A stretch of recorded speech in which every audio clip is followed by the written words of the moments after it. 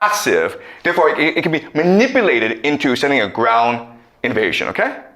And the second question is, will Israel and the United States use nuclear weapons? And the answer is no, because it's not in their best interest to use nuclear weapons. Okay? Israel wants the United States to lose this war. And so that means a long war that destroys the American political will to fight any more foreign wars. If America loses, Israel becomes the dominant power in the Middle East. Okay? And so the last question is the Al-Aqsa Mosque. And we'll answer that next class on Thursday. Any questions?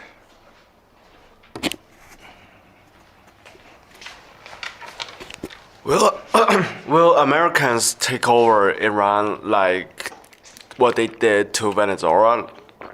Like they captured their president? Okay. Look, the strategy in the beginning was to do a Venezuela in Iran. Meaning you go in, you kill the leader, a new leader emerges, negotiate with you, and surrender to you because you're too powerful. Okay? But Venezuela and Iran are two very different countries. The Venezuelan elite is very pro-American, meaning that their wealth, their children, their family is stored in America. Therefore, the Venezuelan elite have a vested interest in negotiating a deal with America to protect their own interests. But for 40 plus years, America has sanctioned the Iranian elite, and Iran has become poor and angry and disgruntled because of that. Therefore, they lose nothing by fighting you, okay? So even though you've killed the supreme leader, and you've killed many of their leaders in fact, the elite themselves are unified in opposing you. Okay, does that make sense?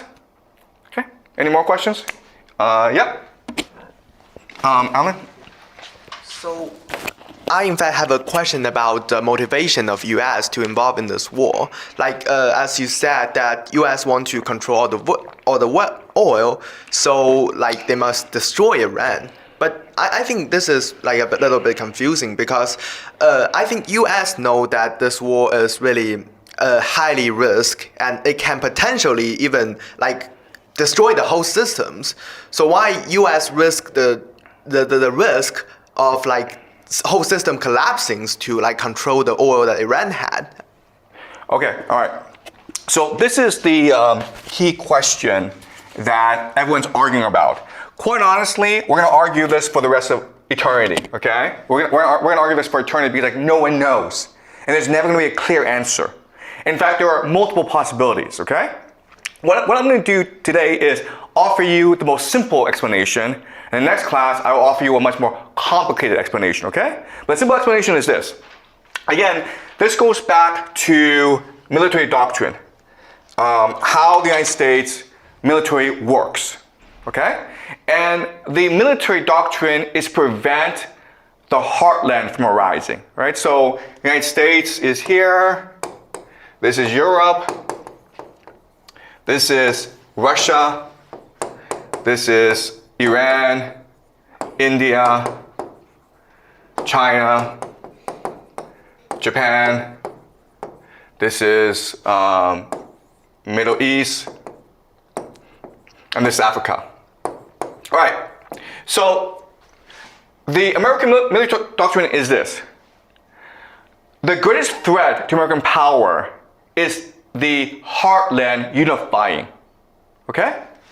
Why? Because if the heartland unifies, it can trade by itself through railways. But America is primarily a naval power. Therefore, it requires people to trade by sea. Okay?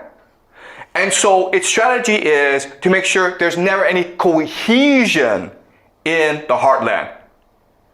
Either by making sure that no great power arises in the heartland, and that's why America went to war in World War I and World War II, because there's a great fear that Germany would conquer the world, or Europe, and Asia, and create the heartland, okay? Therefore, America had to stop Germany from rising.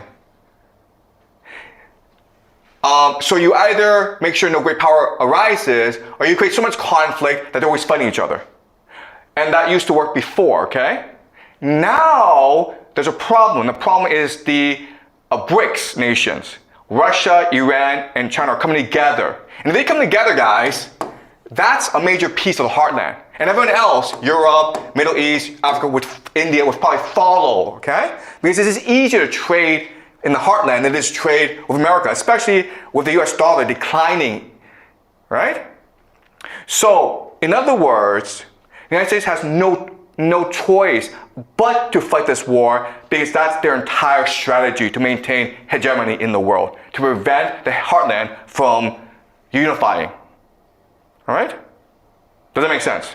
Because like once you destroy Iran, the heartland fractures. There's no way that they can now trade together anymore. They're still reliant on American